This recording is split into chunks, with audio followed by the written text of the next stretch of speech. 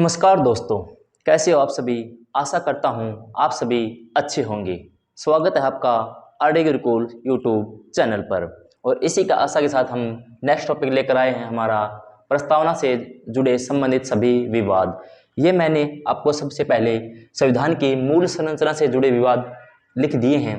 इनमें से जो प्रस्तावना से जुड़े विवाद हैं केवल हम उनको पढ़ेंगे आज, और इसके बाद नेक्स्ट वीडियो में मैं इन सभी केसेस के बारे में आपको बताऊंगा। सबसे पहले मेरी पिछली वीडियो जो थी गूंगी गुड़िया से लेकर दुर्गा देवी तक के सफ़र को आप सभी लोगों ने बहुत सारा प्यार दिया, उसके लिए फिर से आपका धन्यवाद। उसमें मैंने एक वर्ड लिखा था, आप मेरे बहुत से दोस्तों के सवाल आए थे गूंगी गुड़िया। मैंने उसमें बोला था एक बार बीच में कि एक तो गुड़िया और ऊपर से वह गूंगी हो तो कैसा होगा। तो मेरे दोस्तों ने सवाल पूछा कि सर गुड़िया ही हो गई तो वह गूंगी ही होगी। तो इसके लिए मैं आपको एक उदाहरण देना चाहता हूँ कि गुड़िया भारतीय संस्कृति या भारतीय संदर्भ में छोटे बच्चे को कहा जाता है, और मैंने वहाँ पर गुड़िया का संदर्भ इंदिरा गांधी को लेकर दिया था। तो घर में छोटी बच्ची होती है, हम उसको गुड़िया ही बोलते हैं, या कोई भतीजी भांजी इन सबको हम गुड़िया बोलते हैं। और उसको कई बार कहते हैं कि बिना जुबान की, कि इसके मुंह में तो जुबान ही नहीं है, तो उसको हम कई बार गूंगी भी कह देते हैं। तो इंदिरा गांधी की उस समय वह स्थिति थी कि वह एक गुड़िया थी, कि छोटी बच्ची थी, उन सब के आगे संसद में सबसे छोटा स्थान या सबसे छोटी उम्र की वही थी, और जवाहरलाल नेहरू की पुत्री थी वो, इसलिए उनको गुड़िया बोलते थे सभी। और उनके मुंह में जुबान नहीं थी, मतलब बहुत ज्यादा शर्मीली थी वे, इसलिए उनको वे गूंगी गुड़िया भी बोल देते थे। और इसी के साथ आशा करता हूँ आपको ये समझ में आया होगा कि मैंने उनको गुड़िया और फिर गूंगी गुड़िया क्यों कहा। ये निजलिंगप्पा ने कहा था, मैंने तो क्या कहा, लेकिन मैं उसको समझाने में शायद आप सबको समर्थ नहीं रहा था, तो मैं आपको आज दोबारा बता रहा हूँ कि छोटी बच्ची को हम गुड़िया कहते हैं। और जब छोटी बच्ची बहुत ज़्यादा शर्मीली होती है, कोई लड़की छोटी बच्ची होती है, तो हम कहते हैं कि इसके मुंह में तो जुबान ही नहीं है। जैसे हरियाणा में कहते हैं कि इसके मुंह में तो जैसे गुड़ की डली आई हुई है। ऐसे मुहावरे या लोक कथाएं प्रचलित होती हैं उनके बारे में। तो इसी के प्रकार मैंने उनको कहा था कि वे गुड़िया थी, और उस समय बहुत ज़्यादा शर्मीली थी, बोलती भी नहीं थी किसी से इतना ज़्यादा, तो लोग उनको गूंगी गुड़िया कह देते थे। बाद में वे कितनी गूंगी गुड़िया रही आप सबको पता ही है। आगे उनके आपातकाल से संबंधित सभी तथ्यों को लेकर मैं दोबारा आऊँगा। आज आया हूँ मैं प्रस्तावना से जुड़े संबंधित सभी विवादों को लेकर। प्रस्तावना से जुड़े सभी बातें मैंने इधर लिख दी हैं, पूरी प्रस्तावना लिख दी है मैंने यहाँ पर। हर वीडियो में मैं प्रस्तावना को आपको समझाता हूँ। प्रस्तावना एक बार फिर हम प्रस्तावना को देख लेते हैं। भारत के लोग भारत को संपूर्ण प्रभुत्व संपन्न समाजवादी पंथ निरपेक्ष लोकतांत्रिक गणराज्य बनाने के लिए न्याय, सामाजिक, आर्थिक, राजनीतिक, 3 प्रकार के न्याय मैंने पिछली वीडियो में बताए थे आपको। इसको छोड़ते हुए हम अब टॉपिक पर आते हैं, संविधान की मूल संरचना से जुड़े विवाद। ये संविधान की मूल संरचना से जुड़े विवाद हैं। चंपकम दोराई राजन, शंकरी प्रसाद, सज्जन सिंह, गोलकनाथ, केशवानंद। यहाँ पर सबसे बड़ा निचोड़ जोड़ केशवानंद भारती केस में आता है। इससे नीचे ये तीनों केस प्रस्तावना से एज ए जुड़े हुए कह सकते हैं, लेकिन इनका इतना खास योगदान नहीं रहा था। इसी के साथ मैं आपको करवाता हूँ प्रस्तावना से जुड़े विवाद। प्रस्तावना से जुड़े विवाद मैं यहाँ पर बता देता हूँ आपको कौन कौन से थे इनमें प्रस्तावना से जुड़े विवाद। सबसे पहले नाम आता है बेरुबारी केस का, क्योंकि वह संविधान की मूल संरचना से जुड़ा विवाद नहीं था, इसलिए मैंने इसको यहाँ पर साइड में लिखता हूँ उसको बेरुबारी केस। संविधान की प्रस्तावना से संबंधित सभी केसों की शुरुआत ही बेरुबारी केस से होती है। यह 1960 में हुआ था। नंबर 2 पे आता है सज्जन सिंह। सज्जन सिंह बनाम राजस्थान, ये कब हुआ था? 1964 में। फिर नंबर 3 पे आता है गोलकनाथ। गोलकनाथ केस, ये कब हुआ था? 1967 में। फिर आता है केशवानंद भारती। केशवानंद भारती केस, यह आता है 1973 को। दोस्तों आप सभी को बात बताना चाहता हूं मैं कि इंडियन पॉलिटिक्स हो या वर्ल्ड पॉलिटिक्स, इंटरनेशनल पॉलिटिक्स, कुछ भी हो, सब खेल पावर का होता है। यदि आप पॉलिटिक्स में पावर में हैं तो कोई भी संविधान या संविधान का अनुच्छेद उसको आप अपने अनुसार ढाल सकते हैं। जब आप पावर में नहीं होते तो वही संविधान आपके ऊपर अपनी हावी छवि दिखाता है। तो इस प्रकार ये तीनों केस मैं बताने को रह गया था। इंदिरा गांधी बनाम राजनारायण, ये अवसर की समानता का केस था, क्योंकि इंदिरा गांधी उसमें बताते हैं कि कुछ घोटाले या कुछ भी करप्शन करके उस चुनाव में जीत गई थी। तो राजनारायण ने इनके खिलाफ केस किया था 1975 में, जो जिनको ये हारी थी, और उसी के बाद आपातकाल लगा था। उसी इस मामले को हम फिर कभी करेंगे। इसके बाद आता है रघुनाथ राव मामला। इसमें रघुनाथ राव मामले में राष्ट्र की एकता, ये देखिए बंधुता, राष्ट्र की एकता और अखंडता, राष्ट्र की एकता और अखंडता की बात की गई थी रघुनाथ राव मामले में, इसलिए यह भी प्रस्तावना से जुड़ा हुआ है। SR बोम्मई मामला, SR बोम्मई मामला पंथ निरपेक्षता और सामाजिक न्याय, आप देख सकते हैं न्याय, सामाजिक, आर्थिक, राजनीतिक, 3 प्रकार के न्याय हैं, इन तीनों से जुड़ा हुआ है, इसलिए भी ये तीनों केस प्रस्तावना से जुड़े हुए हैं। लेकिन अब सभी प्रस्तावना से जुड़े मुख्य विवाद ये 4 माने जाते हैं। मैं इनको आज आपको सामने पेश करता हूं।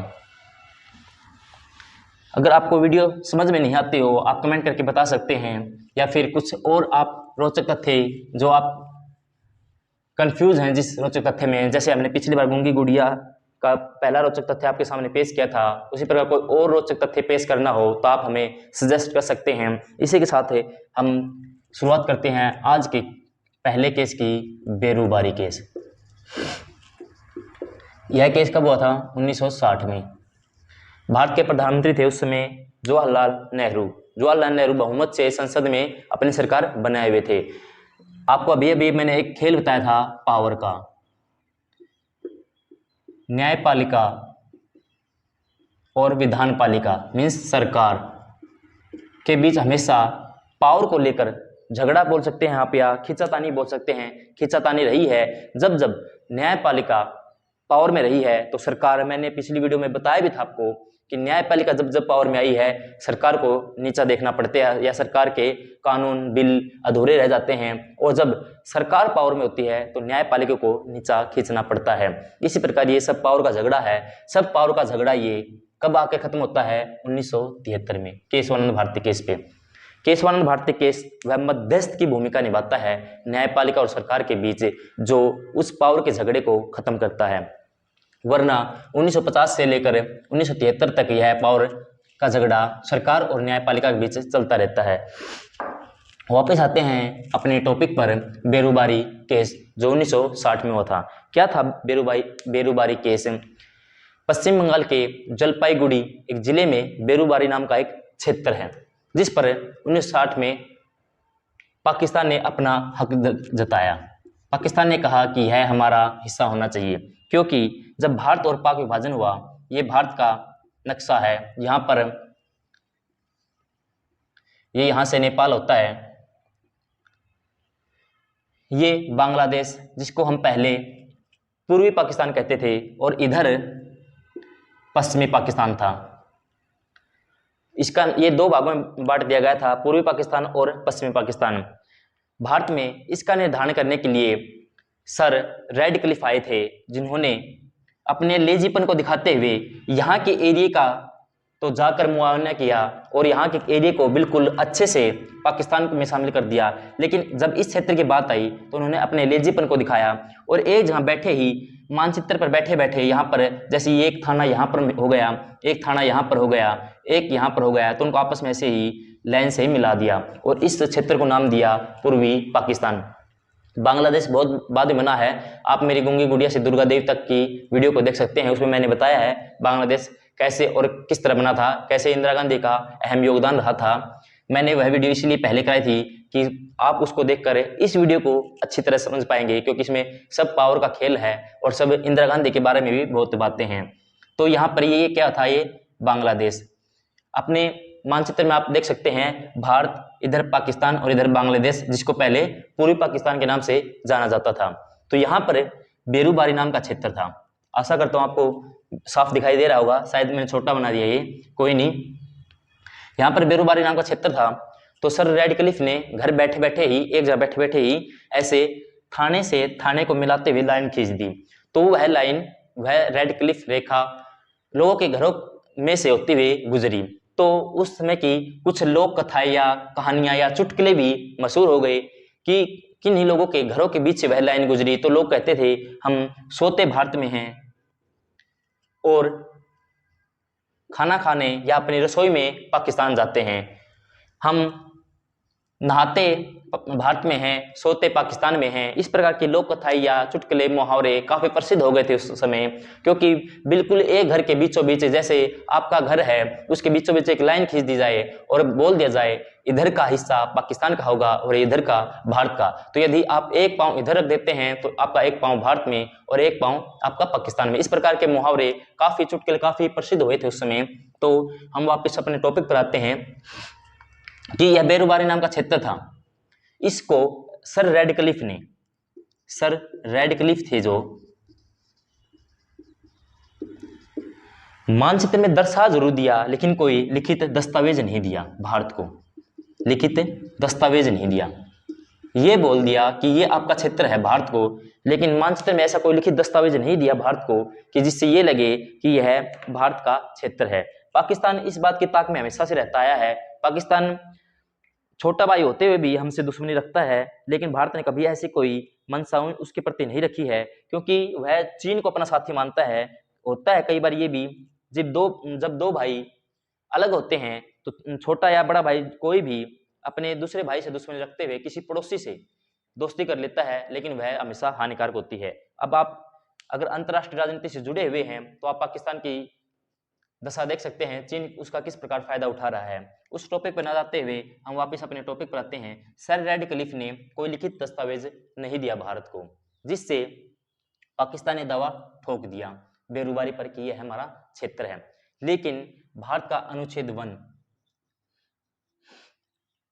अनुसूची 1 कह सकते हैं, अनुच्छेद 1 कह सकते हैं, क्या कहता है कि भारत एक राज्यों का संघ है और भारत नए राज्य को शामिल कर सकता है, नए राज्यों को शामिल कर सकता है। इसका सी क्लोज कहता है नए राज्यों को शामिल। लेकिन संविधान में कहीं भी ये नहीं लिख रखा कि हम अपना क्षेत्र किसी अन्य देश को दे सकते हैं क्या।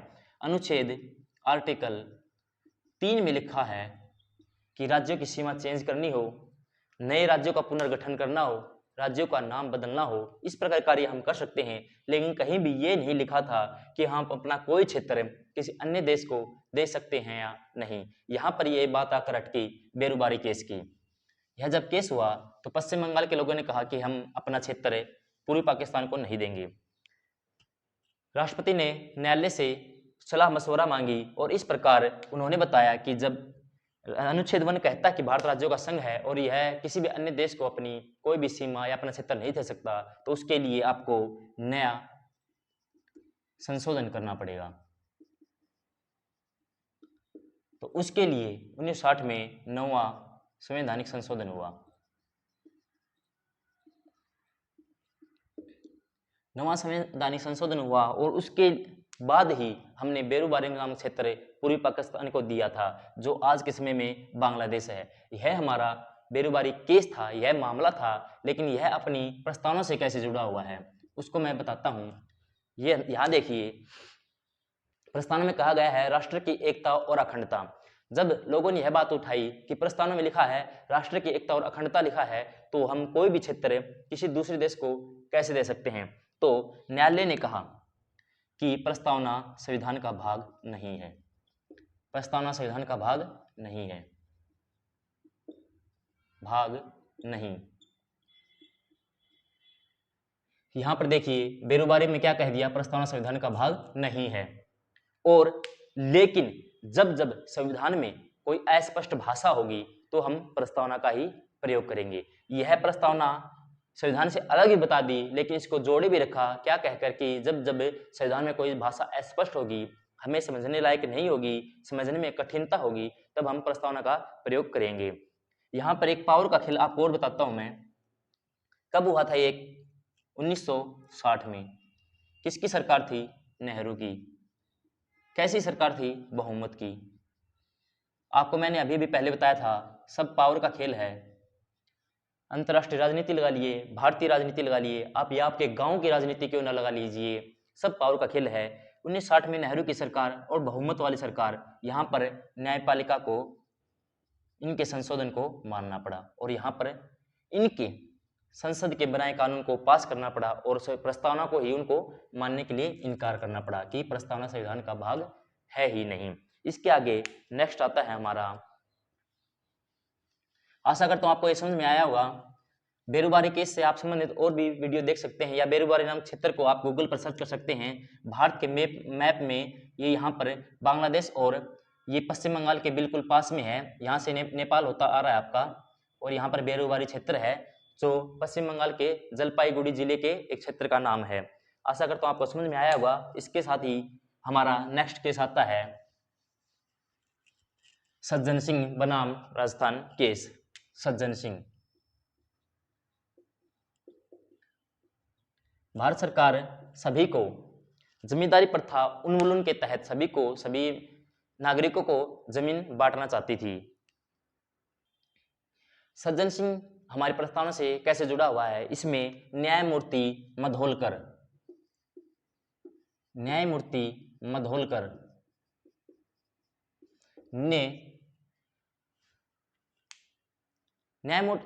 ने सुप्रीम कोर्ट से कहा कि वह अपने पूरे निर्णय पर ध्यान दे और प्रस्तावना के प्रति अपने पूर्व निर्णय को बदले या उस पर एक जरूरी विचार विमर्श करे। इस प्रकार यह हमारा सज्जन सिंह बनाम राजस्थान केस भी प्रस्तावना से जुड़ा, क्योंकि इसमें न्यायमूर्ति मधोलकर ने क्या कहा था कि सुप्रीम कोर्ट अपने पूर्व निर्णय को, जैसे आपको पता है, पूर्व निर्णय को चेंज कर सकता है, अपने पूर्व निर्णय की समीक्षा कर सकता है। उसी प्रकार जब न्यायमूर्ति मधोलकर ने कहा कि संविधान या सुप्रीम कोर्ट को अपने पूर्व निर्णय पर विचार विमर्श करना चाहिए, जिसमें कि उसने प्रस्तावना को संविधान का भाग नहीं बताया है। यहाँ पर मैं आपको वही पावर की बात समझाना चाहता हूँ।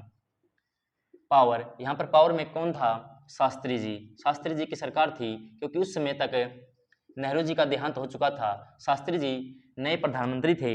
यह बात कब की है? 1964 की है। 1964 के मई में नेहरू जी का देहांत हुआ था, लेकिन ये अक्टूबर की बात है। अक्टूबर तक शास्त्री जी प्रधानमंत्री बन चुके थे, जबकि इनका देहांत 1966 में हुआ था। इनके देहांत की बात अलग है। यहाँ पर 1964 में जब ये केस हुआ तो इसमें बताया गया कि प्रस्तावना के पर विचार विमर्श करना चाहिए सुप्रीम कोर्ट को। और यह मामला क्या था? सज्जन सिंह एक जमींदार थे राजस्थान में। जब सरकार ने जमींदारी प्रथा का उन्मूलन करने के लिए नए कानून बनाए, तब इन्होंने केस किया कि हमारा संपत्ति का अधिकार और अनुच्छेद 13, जो अनुच्छेद 13 में लिखा गया है कि संसद कोई भी ऐसा कानून पास नहीं करेगी या कोई ऐसा बिल प्रस्तुत नहीं करेगी जो मौलिक अधिकारों से जुड़ा, मौलिक अधिकारों का हनन करता हो। और जो अनुच्छेद 368 है उसके अनुसार ही संसद संशोधन करती है।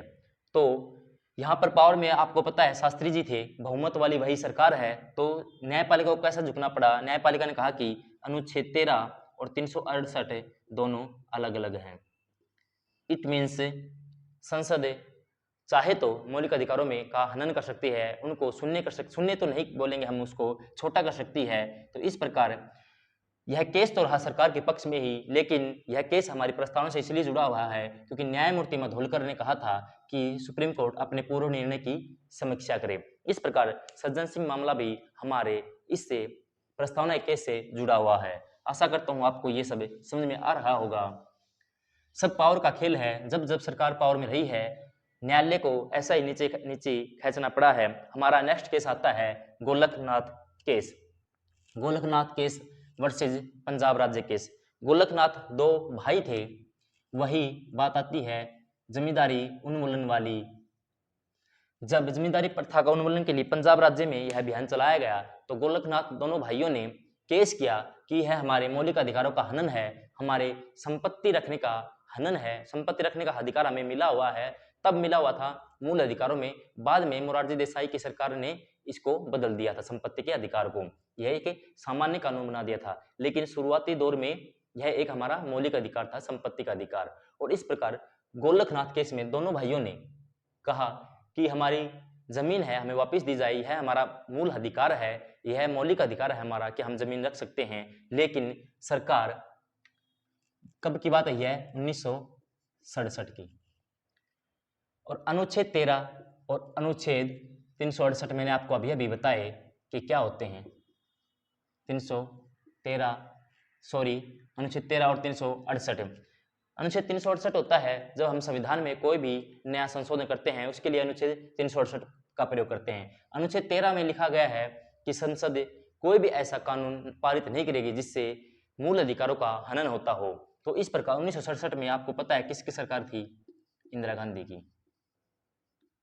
यहाँ पर बात आती है पावर की, कैसे हम जजमेंट को बदल देते हैं अगर पावर में हो तो। इंदिरा गांधी की सरकार थी, नए चुनाव हुए थे, इंदिरा गांधी को 283 सीट मिली थी, मात्र 6 राज्यों से इनकी सरकार चली गई थी।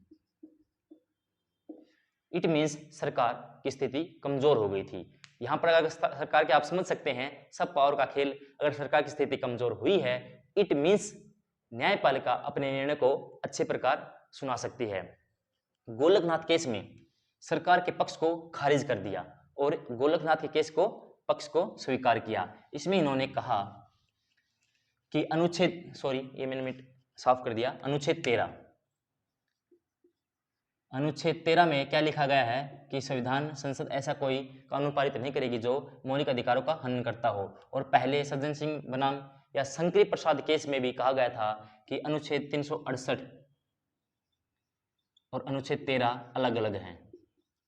लेकिन गोलकनाथ में इन सब मामलों को पलटते हुए कहा कि अनुच्छेद 13 ये अनुच्छेद 13 है और ये अनुच्छेद 368 है, अनुच्छेद 13 का ही भाग है। अनुच्छेद 368 के अनुसार भी हम ऐसा कोई कानून नहीं बना सकते जो आर्टिकल 13 या हमारे मूल अधिकारों का हनन करता हो।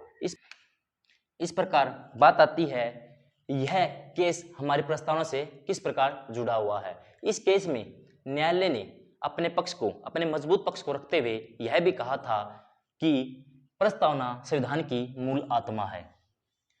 शायद आपको याद होगा संविधान की आत्मा से जुड़े सभी कथनों में मैंने आपको करवाया था संविधान की आत्मा, एक चैप्टर लेकर आया था मैं संविधान की आत्मा से संबंधित प्रस्तावना को संविधान की आत्मा एम हिदायतुल्ला 1967 में क्या हुआ था? यह गोलकनाथ केस हुआ था। हमारी प्रस्तावना से किस प्रकार जुड़ा हुआ है इसमें? क्योंकि एम हिदायतुल्ला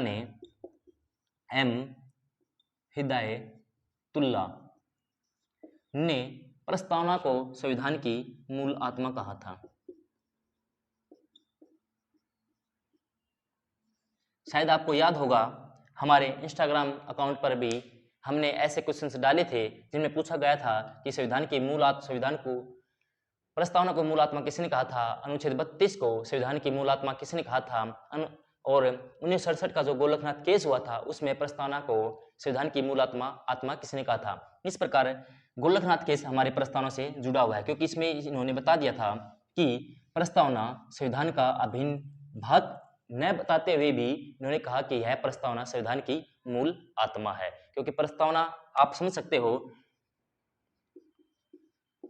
बॉडी में जब तक आत्मा नहीं होगी तो वह सजीवता नहीं ग्रहण करेगी, क्योंकि बॉडी एक निर्जीव चीज होती है। जैसे जब किसी का देहांत हो जाता है तो उसको हम बॉडी ही बोलते हैं, लेकिन उसमें अगर आत्मा होती है तो उसको हम सजीव रूप धारण किया हुआ बोल सकते हैं। तो प्रस्तावना क्या है? हमारे संविधान की मूल आत्मा है। यदि प्रस्तावना को संविधान से निकाल दिया जाता है तो संविधान एक मृत रूप धारण कर सकता है। तो इस प्रकार हमारा नेक्स्ट केस आता है, सबसे महत्वपूर्ण केस आता है केशवानंद भारती केस। अब तक जो मैं पावर कर रहा था वह पावर जो मैं बता रहा था सब पावर का झगड़ा है, सब पावर का ये है वो है, केशवानंद भारती केस में आकर पावर का झगड़ा मिट गया। क्या था यह केस आपको मैं बताता हूं। केशवानंद भारती केस, केरल में एक मठ था जिसमें केशवानंद नाम के एक संत मुनि, जो कुछ भी आप सोचते ऋषि कहते हैं, महात्मा कहते हैं, वे रहते थे, मठाधिकारी। उनकी जमीन का ऐसे ही सरकार ने उन्मूलन करना चाहा, उनकी जमीन अधिग्रहण करनी चाहिए। उन्होंने भी उसी प्रकार जैसे शंकरी प्रसाद, सज्जन सिंह ने, गोलकनाथ ने अपनी जमीन के लिए केस किया था, इन्होंने भी अपनी जमीन के लिए केस किया। बात कब की है ये? 1973 की। सरकार किसकी थी? इंदिरा गांधी। इंदिरा गांधी तब पावर में थी। लेकिन जो न्यायपालिका का निर्णय आया, इनके पावर को देखते हुए भी इन्होंने समकक्ष या आप बोल सकते हैं अच्छा, सुदृढ़, सफल न्याय दिया। तो इस प्रकार यह न्याय किस प्रकार हुआ था कि 1973 में जब यह केस हुआ तो केशवानंद भारती ने केस किया, तो इसमें बोला गया कि न्यायपालिका द्वारा बोला गया संसद संविधान के किसी भी भाग में संशोधन कर सकती है। संसद किसी भी भाग में संशोधन कर सकती है। यह तो इंदिरा गांधी की सरकार थी पावर में, उसकी पावर को भी रख दिया, इनको भी खुश कर दिया, लेकिन इन्होंने कहा कि प्रस्तावना संविधान का अभिन्न भाग है। जिस प्रस्तावना को बेरुबारी केस ने ये कह दिया था कि यह संविधान का भाग नहीं है, उन्होंने कहा कि संविधान की प्रस्तावना संविधान का अभिन्न भाग है। अभिन्न आप समझ सकते हैं, जिसको कभी भिन्न नहीं किया जा सकता, जिसको कभी अलग नहीं किया जा सकता, अभिन्न भाग है। यह किस केस में सामने आई है बात है? केशवानंद भारती केस में। केशवानंद भारती केस में आप सबको पता है कितने जजों की पीठ बैठी थी? 13 जजों की। एक रोचक तथ्य मैं आपको बताता हूं, आप सभी के मन में कभी न कभी सवाल ये आया होगा कि उस समय केशवानंद भारती केस में 13 जज क्यों बैठे?